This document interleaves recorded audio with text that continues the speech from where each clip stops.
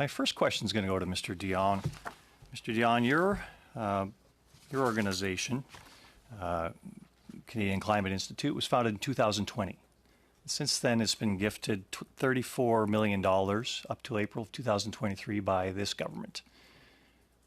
Can you tell me what you're accomplishing that is nothing but an overlap with the Department of the Environment and Climate Change Canada? We do a lot of research for all aspects of the climate change challenge, from adaptation to mitigation to clean growth, and provide policy advice, independent advice to governments on what their options are, how to make them cost-effective and effective in terms of reducing emissions, but also affordable and viable. So we have a lot of research that we do. No, I appreciate it. I've heard your testimony here, and I do find it somewhat biased, and I'm wondering if, in that respect, you're a little more than a third-party propagandist funded by this government. I wouldn't agree with that assertion. I'm an independent researcher. Our work is independent. Our board is independent. And we answer the questions and speak to the priorities that we think are important for Canadians. So I've looked at your board, and your board is the same people that have been funded by this government through various entities. And an extra $34 million is going to your entity here.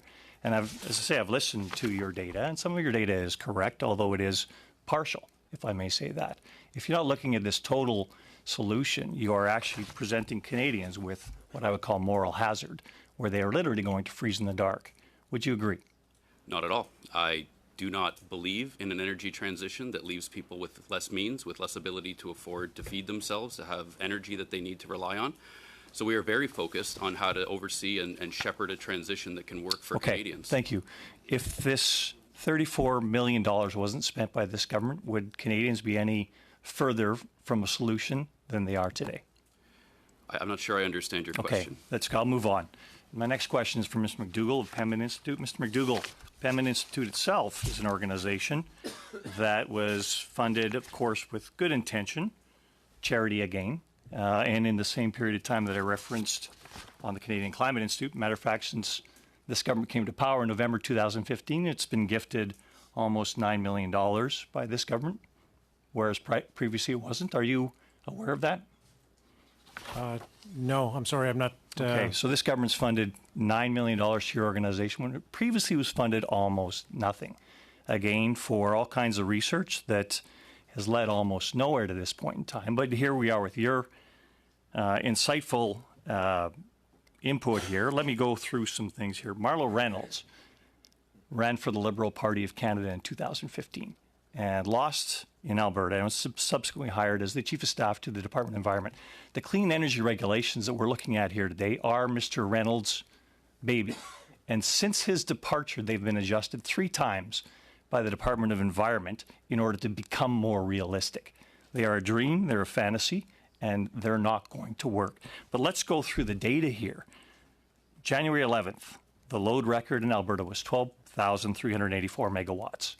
1,111 of that was provided by wind. On January 13th, when the load was no longer there, what happened was wind was no longer available. So Alberta ended up in almost an electricity shortage.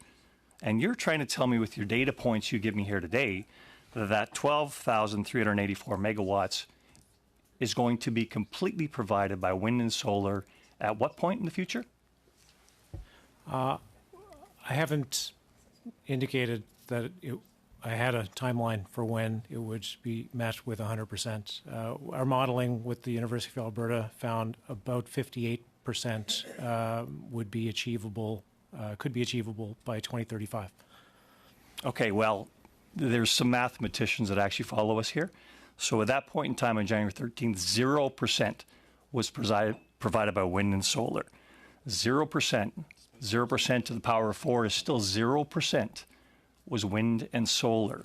So again, to the moral hazard question, in the regulations that you're trying to buy into here, are you telling Albertans that they will literally have to freeze in the dark in an episode like happened on January 13th? So I'm trying to think if it was the Market Surveillance Administration or the ASO in Alberta when they looked into those incidents, and also when PowerX, BC's neighbor, looked into those incidents. They found sort of layers of causes of those blackouts. So One of the layers was the very high peak demand, which you pointed out. Another layer was a number of unexpected gas-fired generation outages. And another layer, as you point out, around wind having very low output on those days, as well as solar, of course. It was nighttime when those incidents happened.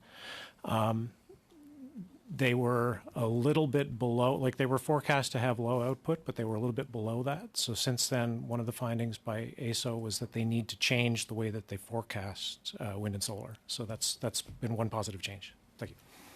Thank you.